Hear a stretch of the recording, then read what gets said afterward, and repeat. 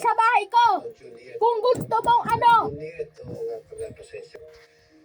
attorney, bibigyan kita ng 100 million. Basta maging kakampi mo lang ako. Sa office. Bakit mo ginano si ano? Bakit mo ginano si Yaya Perdi? Ginagaya mo siya. Sinabi mo na yun. Dapat sinabi mo agad yung ano? Ayos ka? Huwag sabay makita akong ano dito sa ano mo. Dito. Ano kang ginawa kung di ka na lolotin nyo. Sorry, attorney. Hindi naman ako sa ganun. Wala kayong kanana. Itong ano na to? Ito ang pinakamalaki dito.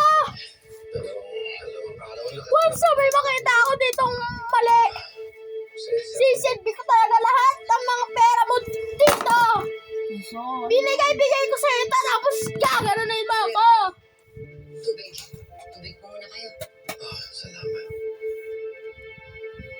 Ano? Oh! Sakto ako ginati to. Ano ba? Sir, ako na po. Ako na po. Bakit mo kasi ginano si Amo Perdi? Dumiretso ka lang Ha? dyan sa kusina. Bakit mo ginano si Amo Perdi? Kwarto mo. Sige po. Ikaw, itong para sa'yo! Ow! Sir. Oo, salamat. Ow! Ow! Na, Lola, buti na lang okay ka. Well. May akong pera. Ano yun, Ama Perdi? Anong gusto mo? Random na ni Julia. Ate, nagbabalik ka? Ang pakikitungo sa kanya. Oo, nagbabalik ako. At saka, ano tong notebook na to? tawa. Well. Pinipili Ito ang ko pera na. nyo. At sabi ko paano yan? Bibigay ko sa inyo. Na ang anak mo At saka, nasaan si attorney? malamang hindi ka na Ibibigay lang ako sa mapupuntas kanya. doon. Dahil pihakawin Wait lang, Torny! Ter! Pinuhin mo. Ganong edad niya Bakit? hiling-hiling pa rin niya. Bibigay ko lang sa ito ha, dahil ikaw na naging magbait sa akin. Ito, Julian, para sa iyo. halika, pumasok ka sa loob. Julian, Thank pwede you. na pagkain. Sir, At saka nasan pala si Lolo Tinyo? Asin yan ha, sabaw. huwag ko nang bilhin Saan yun. Lola? Tayo, Perdi. Kumakain lang doon sa baba sa basement. Titignan ko. Wag! Kumakain siya na busy siya. Kailangan daw niya, siya lang daw mag-isa kakain. O sige na. Nag-aga ako sa mama. Tsaka ibibigay ko sa inyo tong kalahating milyon na to. Tungkol to doon sa bahay, di ba? Para ma-process. Parang amoy uod. Ew, yak. Kinig ka muna. Teka lang. Nandun pala si Lolo sa baba. Ako pa. Pinatay ninyo. Houses for sale. Pwede ba? Ganyan pala kayo, Kinig ha? ka muna sa akin. Ang dami-dami mong sinasabi, parang hindi ka na marunong makipag-usap.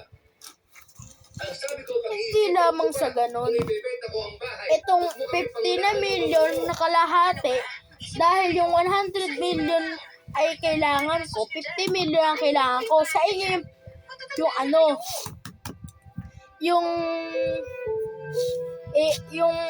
50 milyon. Sana, inano nyo si Lolo, pagkatapos, tinapos ninyo. Ano? Akin na lang 50 milyon ng kalahati. Hindi lamang sa ganun. Papaliwanag lang ako. Pero, huwag ka na magpaliwanag. Kamaanak sa kanyang asawa, si Wilma, na halos 2 taon na din palang Wala hindi ka. nakakakilos ng normal. Ito ang paliwanag ko para sa iyo. Hindi ka naniniwala, ah. Ano to? Ayan yung sinasabi ko. Ebidensya. Tignan nga. Iyan din ba ang mga kamay mo sa pag-aalangan? Sir, medyo po pala kayo. Nanghihinayang lang po ako sa mga halaman kasi pwede pa pong pagdugtong-dugtungin yung mga sanga para Wait lang, mabuhay. Gusto ko yata ilalagay. Wala na akong space eh.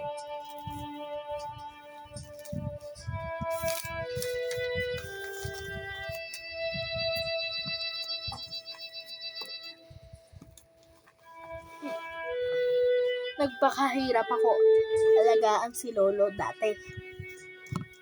Ganyan lang ang ako. Sana naging parang alaman na rin si Mrs. Ano. Binigay ko sa kanya na 50 million. Bilang ano niya, maghihiganti ako sa kanya. Sir, gagaling po si ma'am. Pagagaling po siya ni Lord. Hihiganti ako sa kanya.